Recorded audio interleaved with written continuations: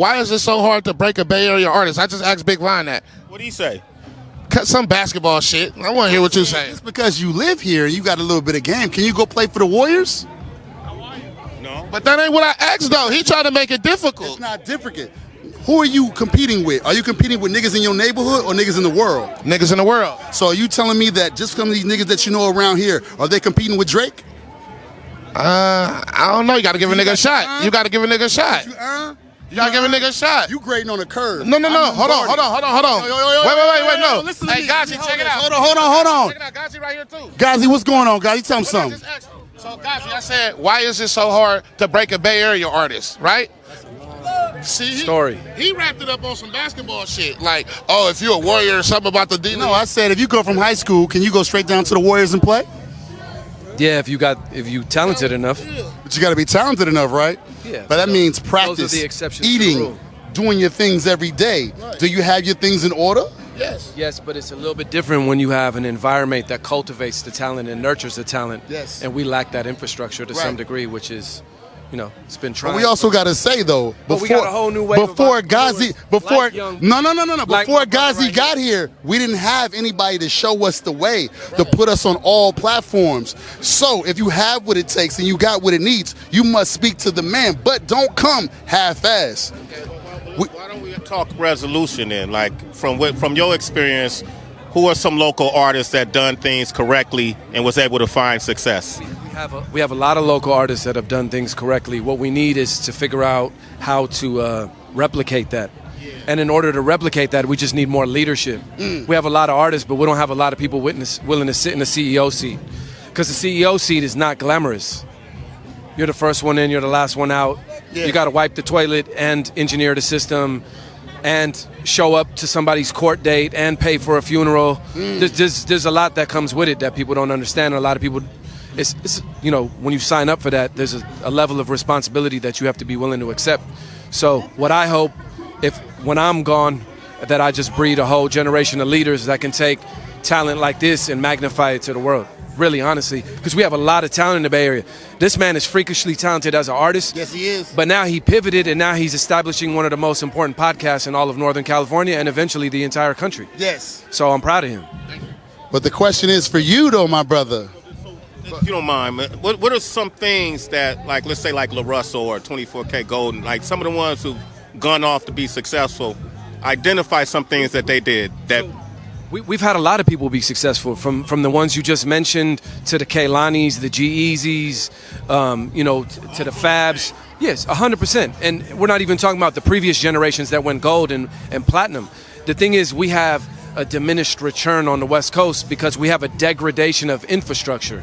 And then you have an escalation of infrastructure in other regions, right? So you have one local radio station that can't play a lot of local music.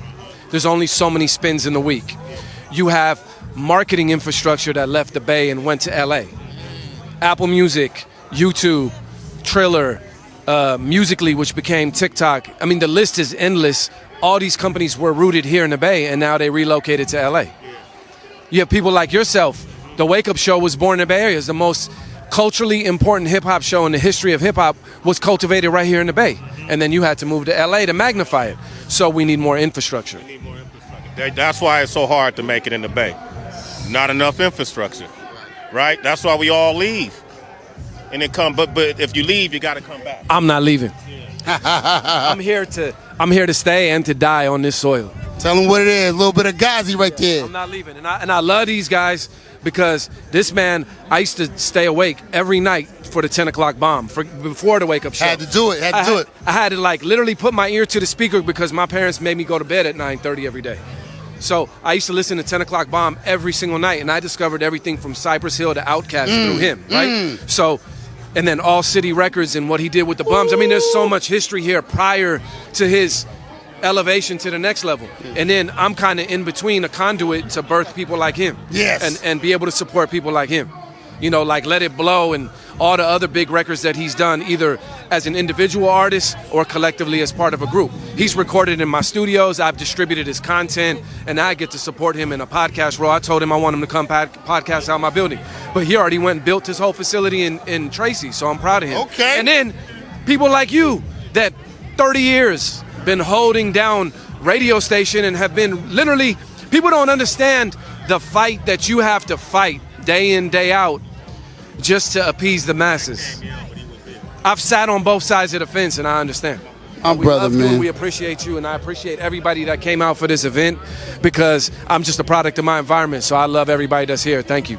Man, we got to say thank you for this, brother, for helping us celebrate 50 years of hip-hop and keeping it right here. And thank you for making this happen and bringing us all together, all the generations, all the cities in the Bay, sharing this knowledge. Thank you for that, all right? And, can we give Von a new and brother, can we do something? Yes, sir. Immediately. You talk about how to break a Bray artist and things like that. You know what a big part of it is? Yes, sir. Separating the street shit from the work shit. Rap is a business. So sometimes niggas gotta understand that it's a business. And sometimes that street shit could fuck up your business shit. Right. But do you think people spoiled that though? I don't think it's as bad as you making it sound. It's pretty bad. Right. Sometimes when niggas is having like events and things like that, they want to say that if we bring that certain crowd to our event, it's going to be issues. Because we understand we still got to rep our area, but our hoods ain't all united. Right. So we got one guy, 2, 3 guys, we all get together. We got to tell everybody in the neighborhood that, yo, man, this is for us. Y'all can have beef down the street, y'all can have it over there, but don't come fucking over this, because the more we look good in this area is the more we look good for that artist, and we can build and grow off that. Big Von, I appreciate you. Always love. It's funny how one question turned to 30 niggas here talking. That was dope. You couldn't pay to get that type of, you couldn't pay to get that. I don't even want to say content. I want to say game. Like what? Von, Sway, Ghazi? That's different. Appreciate you, King. I love Lil Blood always.